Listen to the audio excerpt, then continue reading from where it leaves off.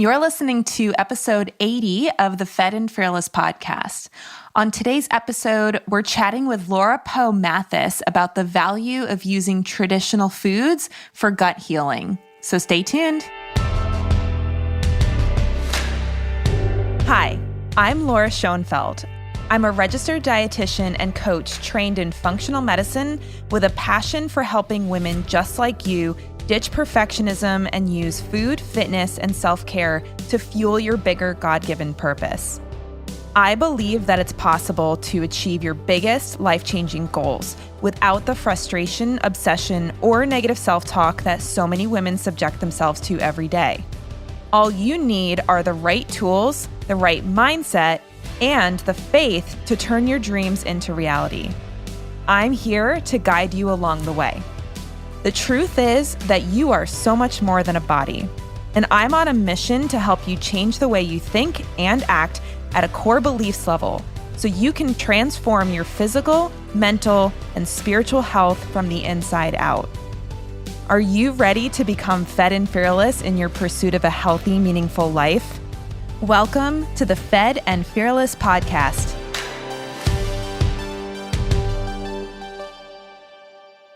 Hey everybody, welcome back to the Fed and Fearless podcast. I'm Laura Schoenfeld, your host as always, and we have a really interesting conversation today that was definitely a little unplanned as far as the specific questions that I had prepared for this interview.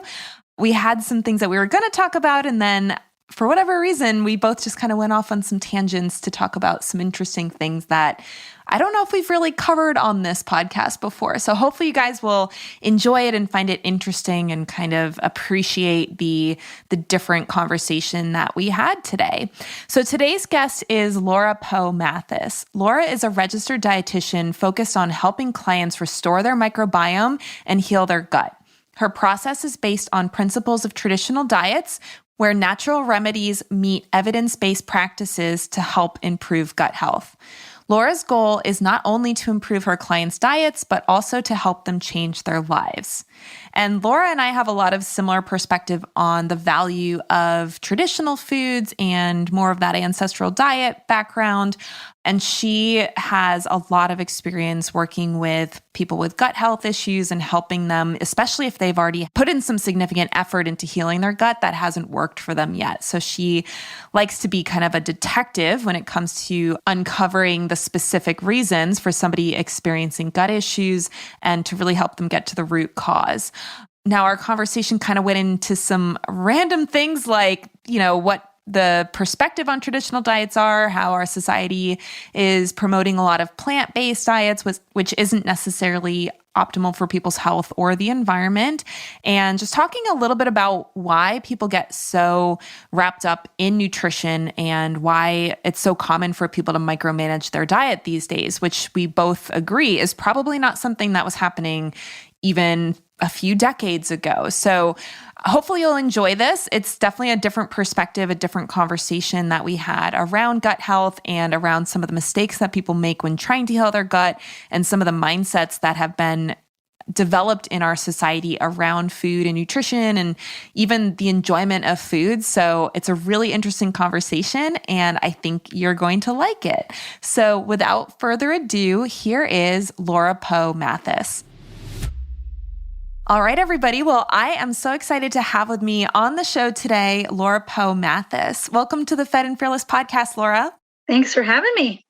I am just really excited to get to chat with you because you're somebody who, in our Nutrition Business Accelerator program, there's just certain people that I see doing really cool stuff, and you're someone who always comes to mind as being someone like that. So I'm super pumped to have you on the show today.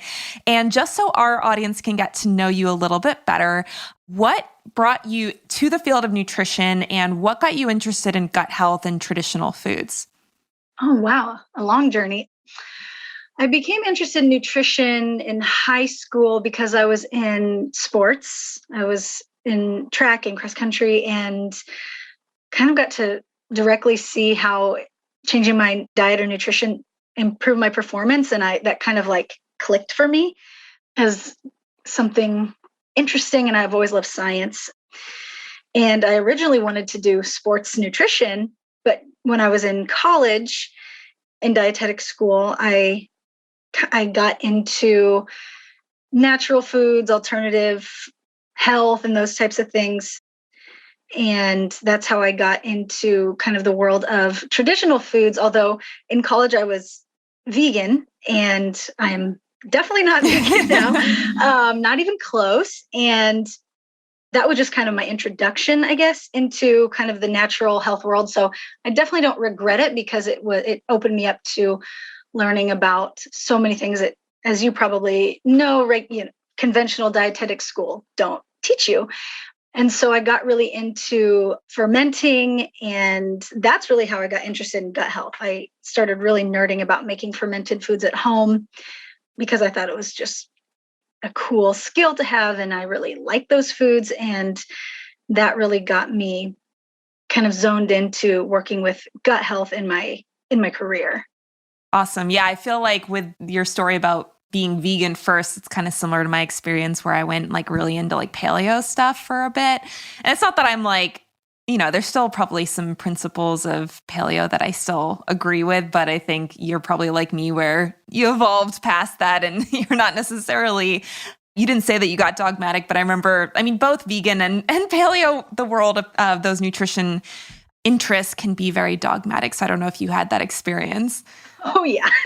And I've tried everything. I've done, other than vegan, I did like raw, and I've done paleo, I've done keto, I've tried everything, and definitely have gotten dogmatic. And, over the past decade, I've tried to peel away those layers. And I'm sure everyone in my life would be able to tell you that, yes, I've been way more dogmatic in the past, but I'm happy that I went through that so I can better understand when people I'm working with, especially women who have that struggle of really clinging tightly to certain, dietary paradigms, that I feel like I really understand that drive to hold on to that tightly. And that path has helped me to really help those folks, especially those women, really like untangle that a little bit.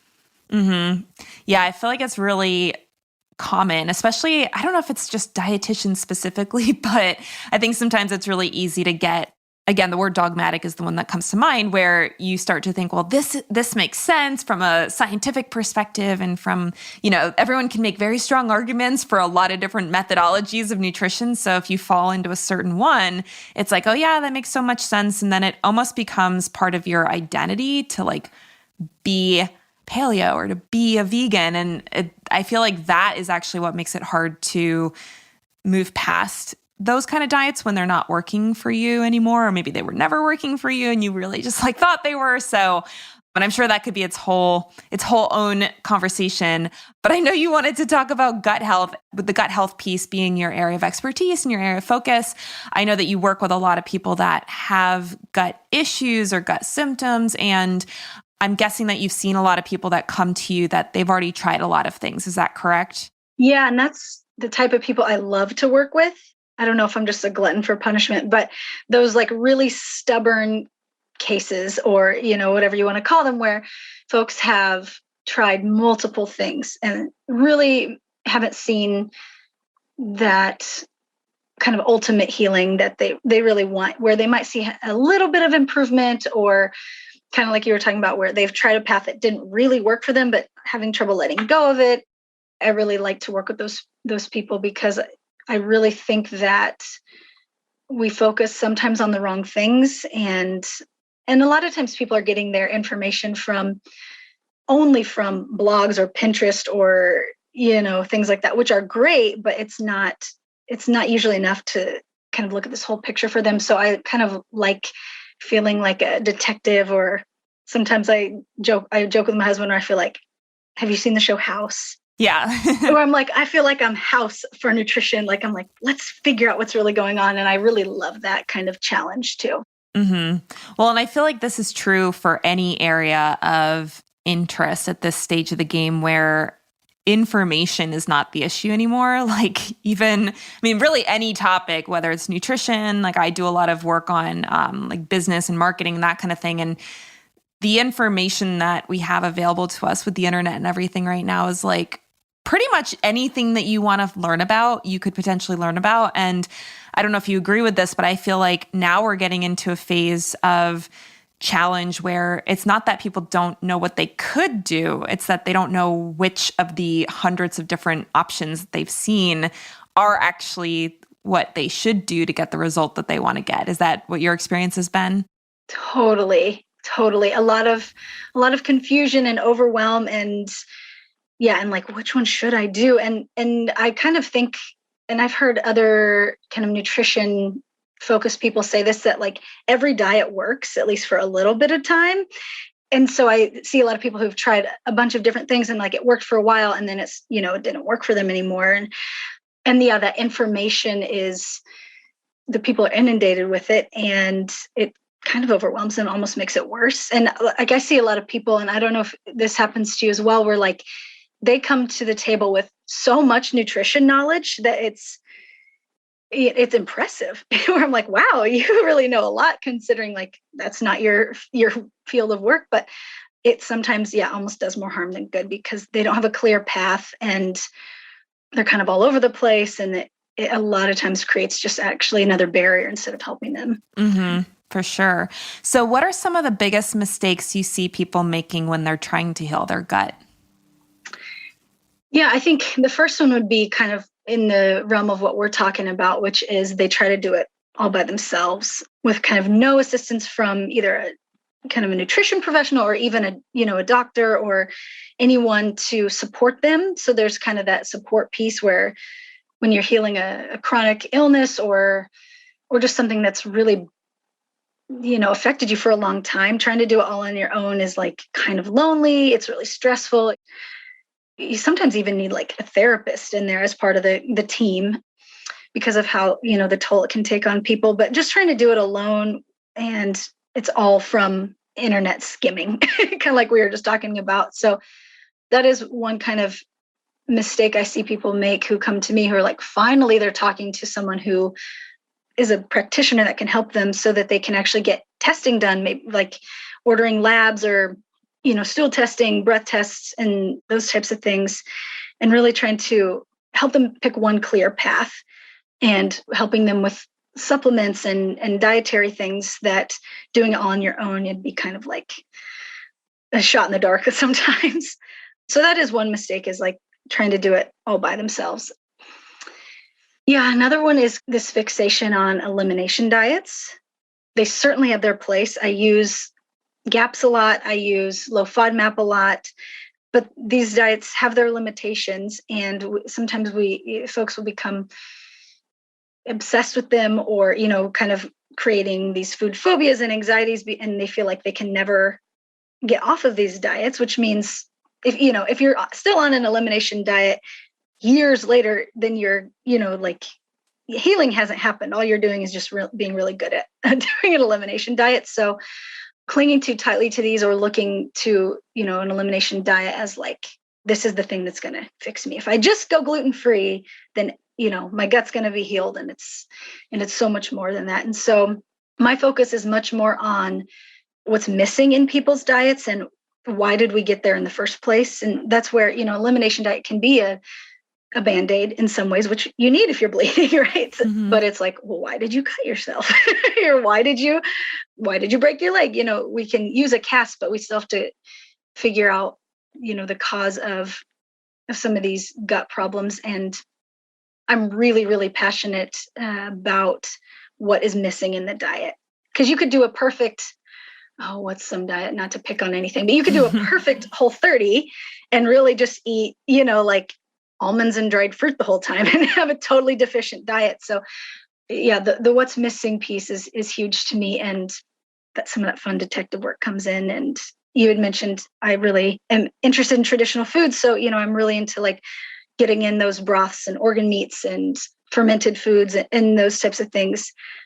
And lots of animal fats and things like that, herbs, and looking at, well, are you eating is chicken and broccoli? Because that's not a healthy diet either. So really trying to peel away those layers of what's missing and using elimination diets appropriately, making sure that they're meeting your nutrient needs, but not clinging too tightly to them. Mm-hmm. It's a common trap. Just like we were talking about vegan or, anything where it's like, well, this is the thing that's going to be the thing for me. And that kind of dovetails right into the other mistake I often see, which is like not just elimination diet kind of focus, but just too much diet focus in general. Certainly, as a dietitian and a food lover, we've got to look at the diet, of course, and nutrient deficiencies and inflammatory foods and all these things. But it's like, I see so many people with this really great diet who still have tons of gut problems. And so it's like, well, what else is going on? And you probably see this a lot when you worked, with women with hypothalamic amenorrhea. It's like, there's the diet piece, but it's also like, you're so stressed out and you never sleep and you're overtraining or undertraining, or, these non-diet pieces are huge for gut health. And I see a lot of people who, come to me expecting that all we'll talk about is diet. And it's like, I have a million other questions for you. What's in your makeup and what's in your house cleaning products and a lot of things that are not food, or, are you eating in your car or are you sitting down to a calm meal and all those types of things. Mm-hmm. Yeah. I feel like with nutrition, you can't really separate it from all the other things that affect nutrition. Exercise, for example, if you're working out really hard, obviously you're going to have to eat a different diet than someone who's kind of, I don't want to say sedentary, but let's just say they like walk and do yoga or something as their form of workout. And we can't just take it out as its own little like piece that can be perfected in a vacuum. Or even like you were saying before, like stress and sleep, that not only affects your appetite and satiety signaling, but it also affects the way that you're using the nutrients that you're eating. So even if you want to take it to like a literal macro level, like, the way that your body's processing carbs and protein and all of that, if you're under a ton of stress and you're not sleeping well, your body actually uses those nutrients differently. So it's one of these things where it's not even possible to pull the food out of the context of the lifestyle, because the food and the lifestyle are so intertwined that, if you were just focusing on diet, I think, yeah, maybe you would get some benefit. And not to say that you can't spend a little bit of time going really deep in nutrition, because obviously there's a lot you can do with nutrition. But if there isn't the context of the lifestyle, then I honestly don't know how anybody could even help somebody figure out what diet they would be better off eating if they don't know anything about all of the lifestyle context. Yeah, that's a great point. It is kind of fun to see people kind of realize that there's more to it than diet. It can be a little overwhelming. They're like, I have to address all of these things.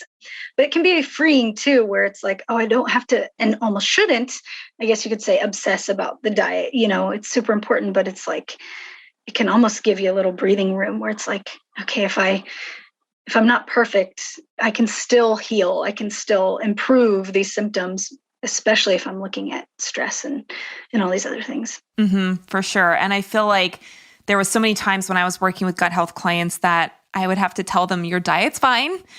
Let's not worry about that right now. Cause like you said, when people come to a dietitian, that's what they want to focus on. Right. And so if you're telling them that the diet's totally fine, like, let's look at some other things here that could be more important.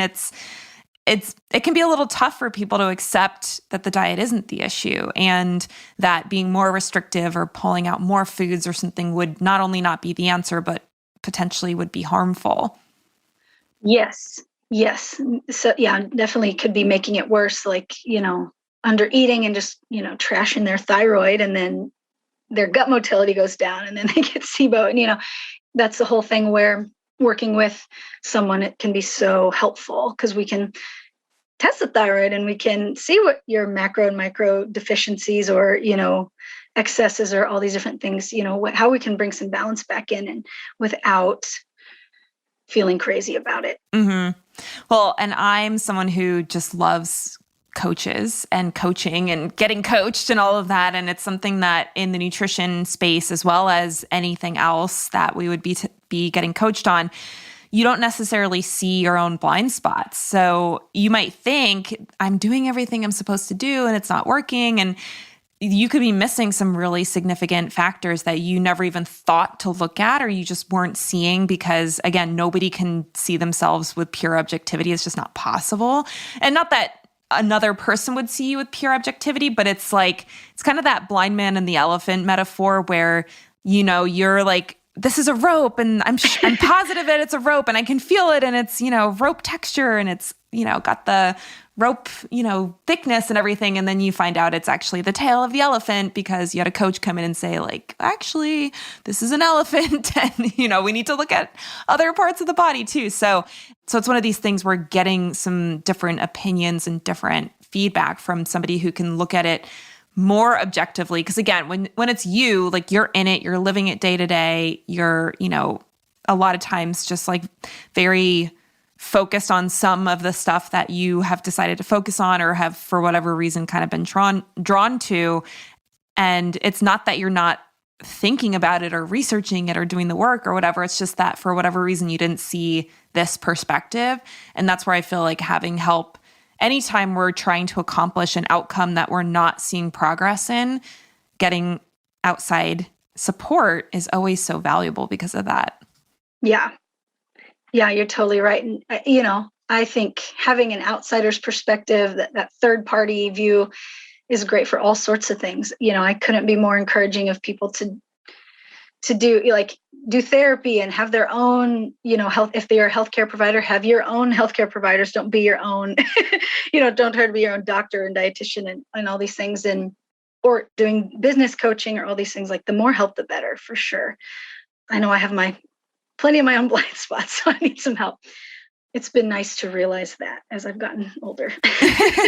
Yeah, I don't know how old you are, but I'm in my early mid 30s. And I feel like just looking back at how I used to think about things and how I used to be I'm trying to think how to explain this. It was like, I would get so intense about certain things and be like, this is the thing and this is the way to do it and this is where I'm going. And I feel like now I'm at this age where I'm just like, it's almost like I don't believe in anything as being like pure truth as far as like science and, the human body and everything is concerned, because I'm like, I don't know, things are changing all the time. I'm learning new things. I've been wrong about things before. And so I just feel like for me, especially just with some of the mindset work I've done in my own life, you just get to this place where you're simultaneously like way more open-minded about things and also like not constantly seeking more information, if that makes sense. Like you kind of realize, okay, there's some certain things that are foundational basics that I should be focusing on to get good outcomes,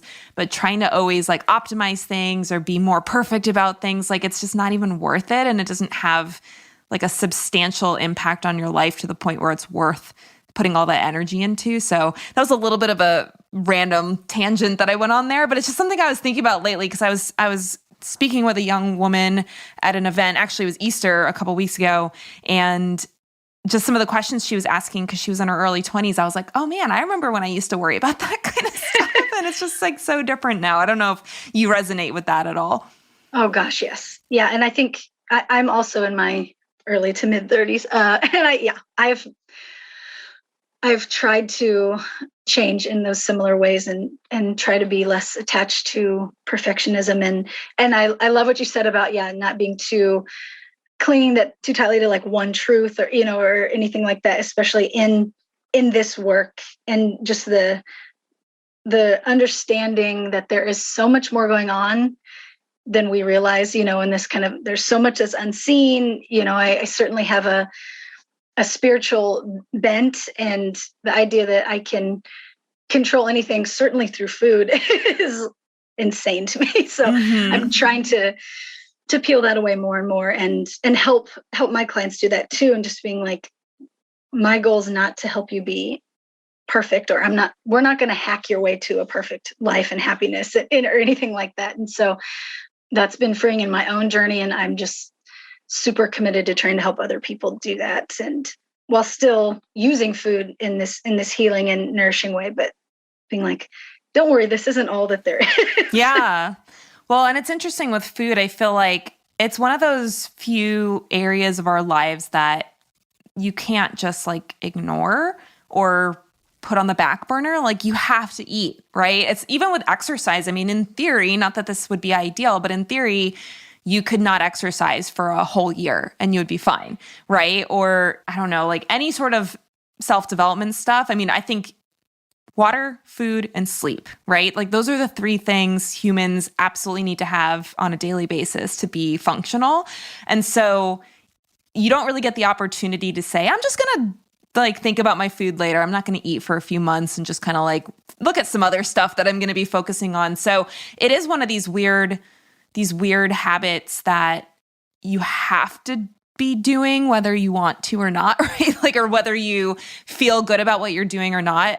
So I do find that it can be a little bit of a challenging change for people because there's so many other things that we do in our lives that you, in theory, could just say, I'm just not going to do this for a while. Or, you know, if it's like, maybe you feel like you're drinking too much, well, I'm just going to not drink for a few months. Or, oh, I feel like, you know, I need to chill out with my exercise routine. I'm just not going to exercise for a few months. Like it's interesting how it's simultaneously like such a core element of our ability to function as humans that we have to be doing it every single day.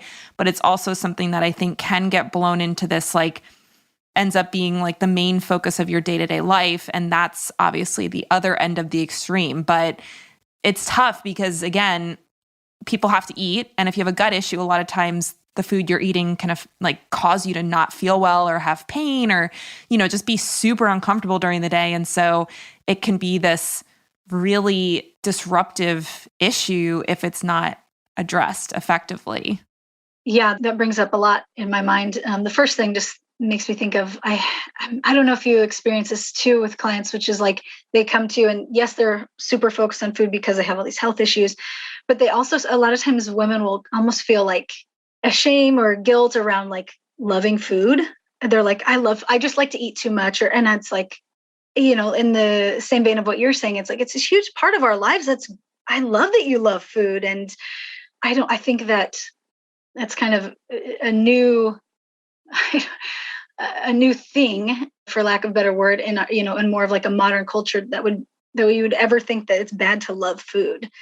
And it's like, let's use that so that you can have a better relationship with food, so that you can use food to help heal yourself. And so you can start to get in the kitchen more and interact more with your food or grow more of it or whatever. But there is like, you know, I even recently have had, you know, women who are just like, I just love food too much, and, you know, sheepishly. And I'm like, let's use that. It's great. I'm kind of my own tangent there, but no, that's really interesting though. I feel like I haven't really thought about that before. Or I mean, maybe we've thought about it in different ways of talking about it, but that idea that there should be some like shame around loving food. I don't know. It's weird. It's like you don't feel shame when you say, I love exercise or I love to sleep, or like, I don't know, maybe there's shame around loving to sleep, but it's like, it's almost this weird, I don't know, like if people think saying that you love food means you have like an addiction to it, or that it's like you just are gluttonous or something. And it's weird that certain things like that are things that people would feel ashamed about, versus something like I said, exercise, where actually overdoing the exercise could be really harmful, but it's rare for you to be like, oh, you love exercise too much. Like you should chill out a little bit. Yeah. And certainly I definitely see disordered eating patterns and, you know, going on either end of the spectrum, but just, yeah, that you should or shouldn't love this thing that keeps you alive and that you have to do multiple times a day. And that can be, you know, super rewarding in a lot of ways. That there's a shame around it is kind of interesting, but not just women, but mostly women, I think, deal with that a lot. And in the same way, just looking to food to just do too much for us, that there's it's a magic bullet in some way, or that we can, if we change one thing, you know, about our diet, we're going to be happy. But that's part of the work. It's not just, it's not just like, hey, let's put you on GAPS and everything's going to be peachy. Gosh, I wonder, it's so funny to think back, like even to imagine like 100 years ago, I wonder if any of these kind of beliefs or thoughts around food existed, right? Like it was like, you probably just had access to a certain type of food supply because, you know, back in 1920s, it's not like there would have been supermarkets or international food being shipped in, that kind of thing. So I feel like you would have had, you know, your culturally available food. And I feel like people probably didn't think about it that much, right? Like it wasn't this question of like, what should I be eating and what's the best thing for me and all this stuff. It was just kind of like, you ate what was available, you ate what your family was like, used to cooking. Again, the traditional ways of preparing foods, depending on what part of the world you live in. And in some ways, it's like, man, I wonder if we're ever going to get back to that. I don't know if you have any perspective on that, being interested in the traditional food. If it's like, are we just heading towards this like ridiculous micromanagement, like more and more every single decade that passes? Or is there going to be some kind of breaking point where we're like, screw this, I'm tired of thinking about this? And maybe we all have to just get there individually, because I feel like I've kind of hit that experience in the last 5 years myself. But it's like, is there going to be a place where humans go back to just the basics of what food and nutrition and nourishment used to be? And I know you're not a fortune teller, so I'm not expecting you to know the answer, but I'm just curious if you have any thoughts, because, I'm sure you see a lot of people that they don't know anything about the, ways that even their grandmother might have eaten. And so it's like, is this like a lost art, or is it something that is going to come back? Whew. Yeah, I'm trying to decide if I'm an optimist or pessimist right now. I only see it getting worse, quote unquote, worse, or like you said, more and more, because of globalization, because of technology and the industrial food system and all these things. We are getting further and further disconnected from our food and our bodies and all these things. So I don't know I don't see it getting better for a while. I think there's going to have to be a real breaking point, and I don't know what that is. So I guess I'm optimistic that may happen. Although I see so many, more and more signs that make me just kind of cringe, with like really pushing things like plant-based diets or lab-grown meats or what have you, different supplements or whatever, but Instagram models and all these things that just kind of like tear away at our idea of what food and bodies should be, or what health should be. And so I don't know. I'm not super optimistic, at least not in the near future.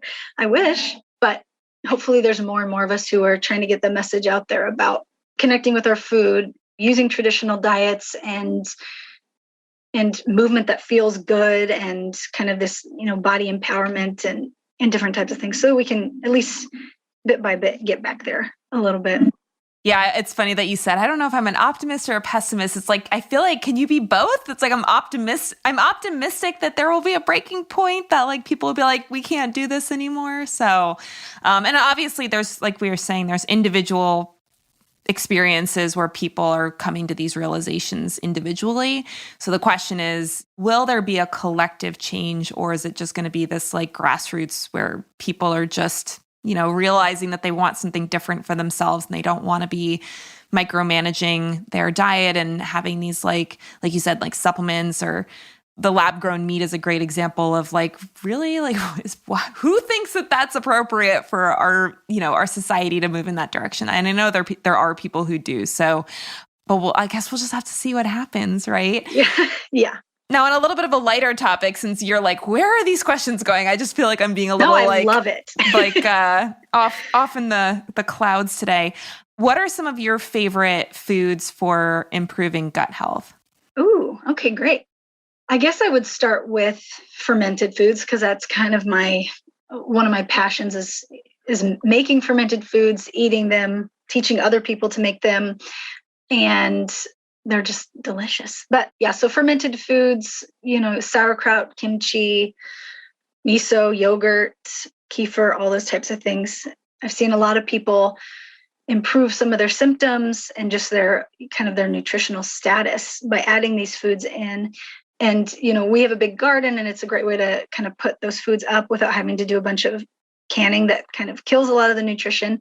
Not that I don't eat foods that I've canned, but fermented foods for sure. And, that's one that I'm careful with talking about, as kind of one of the common mistakes with the gut health, is like thinking that like just eating fermented foods or taking a probiotic is going to be like, boom, the magic bullet for improving gut health. And there certainly is a lot of research that says, it can improve digestive function and immune function and skin and all these wonderful things. It can do a lot, both the foods and the probiotic supplements, but some people have to be careful with them because they can cause worse symptoms if you're not ready for for adding in this, big surge of bacteria and yeast, or, fermented foods if they're not ready for those histamines. So we have to be careful with thinking that it's like, these are the magic thing to heal the gut, but they do show, a lot of improvement in symptoms, and they're a really great way to start to connect more with food, and like really seeing that you can make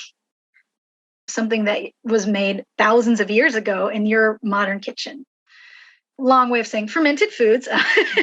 Definitely broths and stocks. I'm a big believer in those, from all sorts of different animals, all the different parts. And I'm just really seeing the glutamine and the glycine, as, a lot of people aren't getting that in their modern diet. So bringing more balance into their kind of the amino acid profile that they're taking in, but also getting those gut healing properties. And I would throw all organ meats in there as just these extremely nutrient dense foods that are underutilized, and they can be a little bit scary, but I do see that they can be super helpful for gut health. And again, it's like, let's use that love of food and cooking, and like try some weird new recipes, and try to get back to a time when we didn't have to use a kitchen scale to weigh out everything so we had the right macros. Those are some of my favorites, would be those kind of the organs and the broths and the fermented foods. There's so many more, but I guess I would also just say meat and animal foods in general. I think I get so many questions about plant-based diets, and I've even seen you write things about this, where like a lot of people don't tolerate tons of plants, and just this obsession with plants. And I think they're great, and giving us fiber if we can tolerate it, and antioxidants and all these different things. But just this, like, that everything in our diet should be plants is definitely missing the mark. And animal foods are so healing, especially if we have gut things. They're super easy to digest for a lot of people. And I see a lot of folks who are really deficient in a lot of those micronutrients that if they just added in more animal foods, whether it's, red meat or fish or eggs or even dairy. Gosh, I'm recommending dairy. But a lot of people, some of those things start to really improve just by adding in these animal-based foods. So my own little soapbox on those, but well, I'm curious, was there a moment for you that, because you mentioned being vegan before, was there a moment for you that there was like a switch, or was it gradual? How did you get not only back into eating animal products, but so obviously passionate about including animal products in your diet? I kind of remember a specific conversation. I had been ruminating on it for a little bit, but then I had this one conversation where, as I said, I've been into fermented foods for like 12, 15 years, something like that. And I was friends with some other folks who were super into fermentation, but I was vegan at the time, and they were involved with the Weston Price Foundation. And we were, nerding out about fermented foods or whatever. And they were just like, if you really want to be healthy, granted, at this time I was already a dietitian, so I'm like, I know what health is. They were just like, well, if you really want to be healthy, like, you really can't be vegan. And so no one had really ever said that to me before, because I was so dogmatic. I don't know if I really ever let anyone tell me that I knew anything less about health, but I was just kind of like almost stunned in a way. I was just like, what does that mean? And so I really started digging into traditional diets and the work of Weston Price and those types of things. Are like, what really have people eaten for the past several thousand, hundreds of thousands of years? And how is that different from what I'm doing? And am I following the right path? And that was kind of I remember that conversation well, because it was kind of this switch that flipped, and just learning more about and having more access to meat and other, animal foods that were raised properly. Because when I turned vegan, it was like, well, the meat I knew was just grocery store, CAFO, antibiotic meat. And, sometimes that's all people can afford, and more power to you, and feed your body how you can. Fed is best. But, I was so opposed to the way those animals are being treated, and all these, chemicals and things in the food. And when I realized that there was another option, that was another thing that kind of made it enlightening for me, that was something I could choose. Mm-hmm. Yeah, I'm always curious because with the whole vegan thing, like obviously in our profession, the dietetics field, they recognize veganism as like an option that can be healthy. And we're not going to get into this like vegan bashing conversation because that's not the point. But I just think it's interesting because I feel like vegetarian and veganism has been accepted by the conventional nutrition guidelines as being like a healthy option. And it's just interesting to me because I feel like when you start talking about things like broth and organ meat and that kind of thing, like we never talked about that in my dietetics program. No way. I was the weirdo that would talk about that kind of thing. And I had classmates that were vegetarian, vegan, that kind of thing. And so obviously everybody's got to find what works best for them. And maybe there's people out there that veganism is the best. I mean, I honestly I would find that very hard to believe that anyone could be maximally nourished with a vegan diet, not using supplementation. But all of that said, it's just interesting to me because I was never vegan, but I was like, the low carb paleo kind of mindset. And it's just kind of one of these things where sometimes you have to have your own experience of not feeling healthy and being like, is this really working for me? Like kind of having a come to Jesus moment about like, I don't really think this is appropriate. And maybe it never was. And maybe I'm like, just following something that is not actually beneficial for me.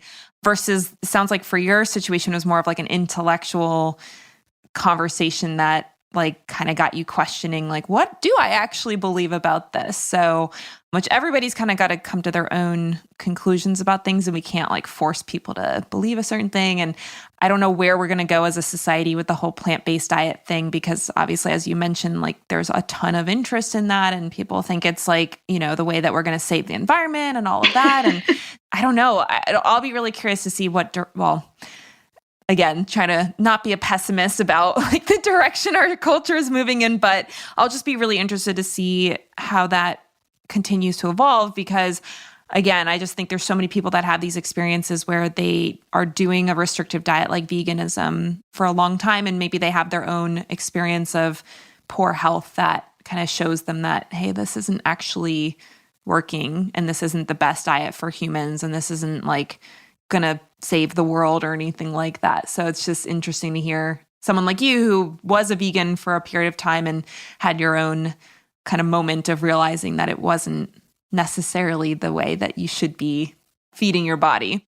Yeah, you're right on there. And I like I said, I'm glad I went through it so that I can really understand, what it's like to be dogmatic and not feel the best. And I had a similar thing when I was, when I did like super low carb paleo and just like, I feel like crap. And everyone is saying that I should feel my very best I've ever felt. And I'm optimized. And it's like, well, none of I lived with at the time probably would have said that I was at my best. Oh, It made me super grumpy and irritable, and I didn't sleep, and all these things that that messed up my hormones. And I've tried so many different things over the past 15 years or whatever that I've been into nutrition, and I'm glad that I went through those things so that I can I figured out for myself what the right path is and find that freedom, and I can help other people do it too.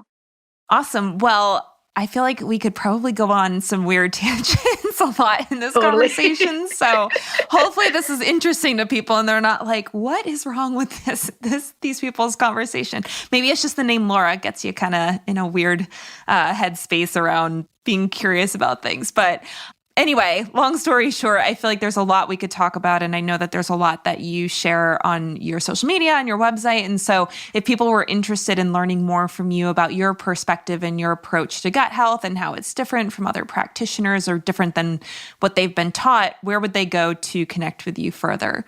My website is laurapoerd.com. And there's, links to classes that I'm teaching, virtual classes. A lot of them are cooking classes or, demo type classes. So you can learn how to make fermented and organ meats and all sorts of different foods. And there's also a link to booking with me. I have a, free 15-minute discovery call that people can chat with me and see if working together, is that's a good fit, and all sorts of info on my perspective and my kind of way I work with folks. And I also have a blog with recipes and articles and stuff like that. And that's brineandbroth.com. You can follow me on Instagram too, which is also, my handle is brineandbroth. Awesome. I love it. And I love the handle too. It's like, I can totally see the food that inspired that name. So that's really awesome.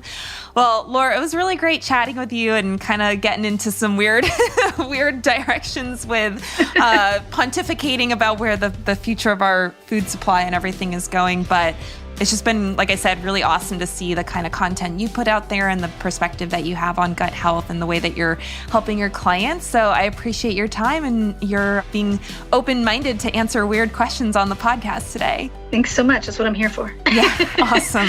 Well, thanks to all of you for hanging out with us for the last 45 minutes or so, and we'll look forward to seeing you here next week on the Fed and Fearless podcast. Take care, everybody. Hey there, Laura here again. Thank you so much for listening to the Fed and Fearless podcast. Your time is your most precious resource, and I'm so grateful that you choose to spend some of it with me.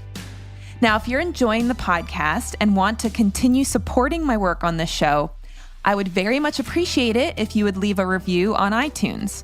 By leaving a 5-star review, you'll help others find the show and help me spread my message to a larger audience. You can go to fedandfearless.com/review to find a button that'll take you right to iTunes to leave your review. And I have a special gift for you as a thank you for helping me share the podcast. Once you leave your review, send a screenshot of the review to hello@lauraschoenfeldrd.com. Or you can DM it to me on Instagram @lauraschoenfeldrd. Once you do, I'll share a free copy of my Overcoming Undereating ebook. Then share a favorite podcast episode in your Instagram stories and tag me @lauraschoenfeldrd. And I'll also give you a free copy of my 14-day calorie challenge recipe guide. Together, these bonuses are worth $44 and will help you become Fed and Fearless. And you'll get them absolutely free for just helping me grow the podcast. Again, thank you so much for your support, and I'll see you here next week for the latest episode.